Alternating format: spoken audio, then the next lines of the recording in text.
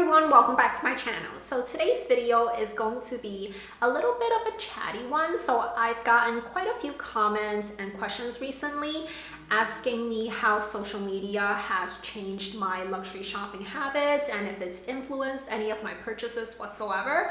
And when I thought about it, there's kind of two aspects to it. So social media in general definitely does play a role in my luxury shopping, but so has being on YouTube with a channel of my own. So I figured I would just be kind of like transparent about it and just talk to you guys about what I think. And I would love to hear your thoughts on this type of topic. Has social media changed your shopping at all, for the better, for the worse? Do let me know in the comments down below and we can definitely have a conversation about this. So yeah, let's get into this video.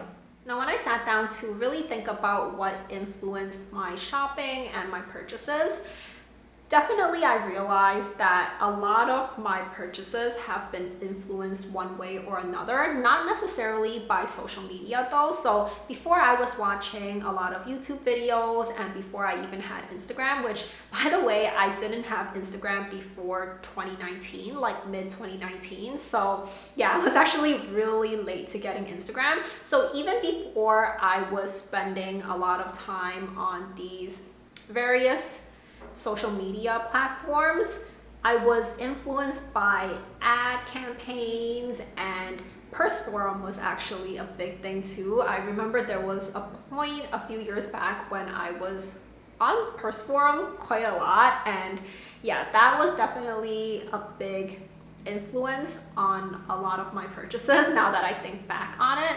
So I don't think that, you know, if it wasn't for YouTube or Instagram and that type of thing, there's definitely other areas where if you're not just living in a bubble, you will be influenced by, you know, like one thing or another, right? So if I was just living in a bubble, I think my whole collection would probably be strictly Chanel and Louis Vuitton. So I would say that, you know, like being influenced in a very general sense of the word is not always necessarily a bad thing, because like I mentioned, I wouldn't have as varied of a collection as I do if it wasn't for learning about these different brands like Dior. I would never have really found out about it. The more I've been on social media, the more I can see my purchases being influenced by social media more and more. So I was thinking about the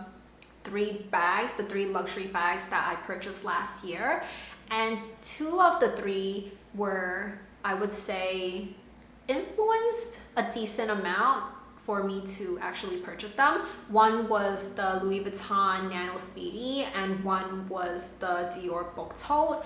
I mean, those two bags I do really like, but I don't know if my eyes would have been drawn to those bags if it wasn't for seeing them on Instagram and seeing like pretty pictures of it. And I definitely think that, you know, before I had Instagram, I was watching YouTube videos, and just being on YouTube and scrolling through videos and watching them was not really that bad in terms of influencing my purchases, because on YouTube I feel like you have more of a control of what you see. So, you know, you have the choice to click into a video and watch it and see someone's unboxing or something like that. But if you're just looking at the thumbnail, you don't really see that much about the items itself. So I wasn't really one of the people that watched videos where it's like, oh, this new collection, and see what's part of this collection and my thoughts on it.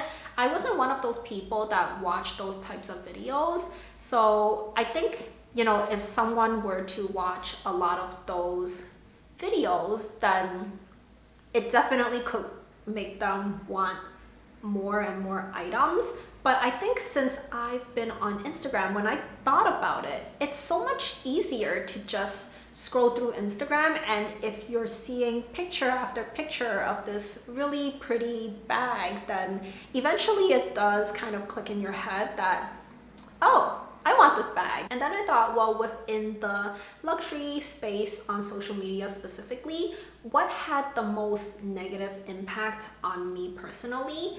And honestly, I have to say that it was kind of like the constant marketing for websites like Farfetch and My Teresa, Net-a-Porter, and that type of thing, because, you know, I think a lot of influencers get gift cards or vouchers or something like that to purchase new season items from these websites and promote them.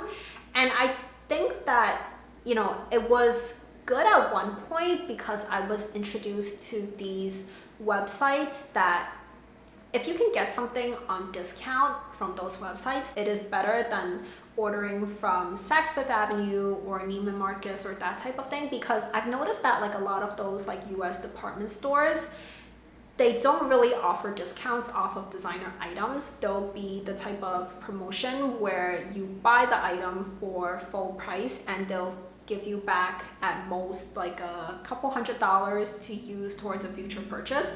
But sometimes those future purchases can't even be another designer item. So I personally like to get just some type of discount on whatever I'm buying at the moment, and places like Farfetch and My Teresa or whatever, those websites actually offered it. So it was a good thing to be aware of these websites. Eventually, you know, like once you learn about a website like that, you've already learned about that website. So being bombarded, I guess, with more and more videos where it's sponsored by a place like Farfetch, it becomes almost a little overwhelming, because, you know, if you're buying so many new designer items every single season, then it almost makes it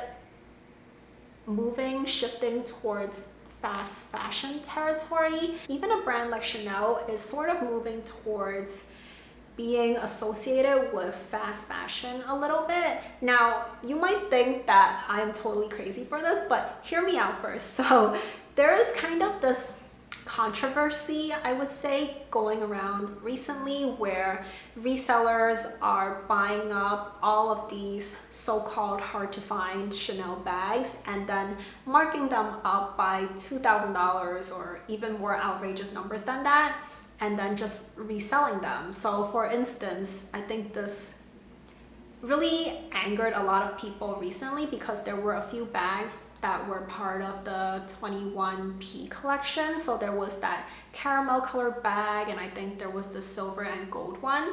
And I think there was like a fourth one that was from one earlier collection that was like a light pink color. And all four of those bags were so highly sought after, but the resellers were kind of like the only people that were able to get their hands on these bags. It's kind of this manufactured hype. And what happens is that every season there are one or two or whatever amount of unicorn bags, so-called unicorn bags. And the only reason that they're actually considered unicorn bags is because the resellers have all of them. So every season there's a bag like this, and then people are going crazy to buy these bags, which is not unlike, for example, when people were all trying to get the Bottega Veneta, the pouch bag, whatever it's called. It's not unlike that. And then the next season rolls along and all of those bags from the previous one are just kind of forgotten about, and there's a new unicorn bag in town. And yeah, I mean, these are still classic shapes from Chanel, you know, it's the classic flap or the Chanel 19 bag or the Coco handle or something like that. But the idea behind it is the same, where every single season it's replaced by something else. Having this channel, I want to be more informed, right? So back then, let's say that I didn't really know about the new collections or new launches or stuff like that, but right now I am more informed about it, which is not necessarily a good thing. So let's say, for instance, taking it back to talking about Chanel. So previously, I was the type of person that I would just go into the Chanel boutique and look around and see if there was anything there that I was interested in. Maybe if I liked it enough,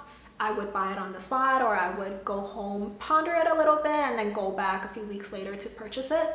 And I did not know about all the collections that Chanel comes out with every single year, and all of the kind of like technical jargon of it all, like how there's cruise and that's represented by the letter C, and then spring summer has 2 collections, so that's P and S, and then there's kind of like 3 more for the fall seasons.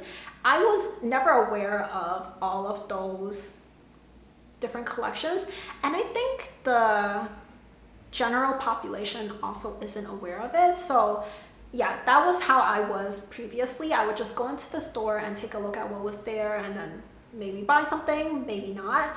And now that I have tried to be more updated about this type of thing, this whole world just opened up in front of my eyes, and I started to realize, you know, all the things that I talked to you about before, about the resellers and those hard to find bags, that world, I was not even aware of it before, but now I am. And it has kind of led me to start to want to get on reserve lists or wait lists for bags that are coming out in future collections, because back then, I just didn't know about these bags. I wouldn't care that I didn't have them, but now I sort of feel like, you know, if I wanted these bags and I'm not able to get it, then I am missing out, and I would feel kind of bad about it for a little bit. When you think about it that way, you kind of have to keep yourself in check and remind yourself that, am I really thinking for myself, or is social media making me want something?